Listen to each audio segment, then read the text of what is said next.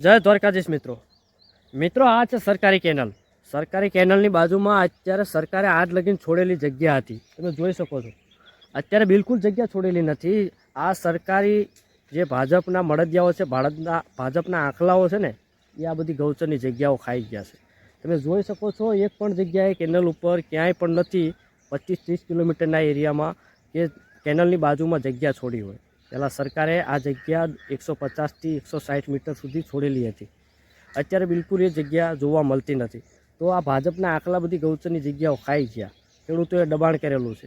અને અત્યારે માલધારી, રબારી, ભરવાડને, ચારણને, એસટી સમાજમાં એક પણ સહાય મળી નથી. અત્યાર સુધી શિક્ષણના માર્ગે કોઈ પણ જગ્યાએ શિક્ષણમાં એટલો આગળ નથી આ સમાજ. અને પશુપાલન સાથે જીવતો માણસ, જે જંગલ વિસ્તારોમાં ગાયોના વાડા જે પહેલાં ફાળવેલા હતા એ સમયમાં, એ અત્યારે છીનવી લેવામાં આવે છે. જંગલમાં વિસ્તારમાં માલધારીઓને રહેવા નથી દેતા. અને સરકાર અત્યારે અમારો એક પણ હક જે છે એ અમને આપ્યો નથી.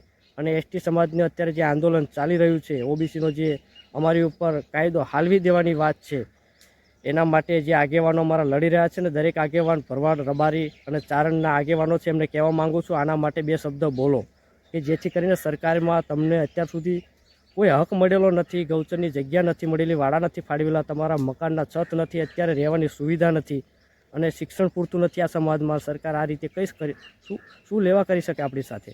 આપણને ન્યાય મળવો જોઈએ. આના માટે હક માટે લડવું પડે આપણે.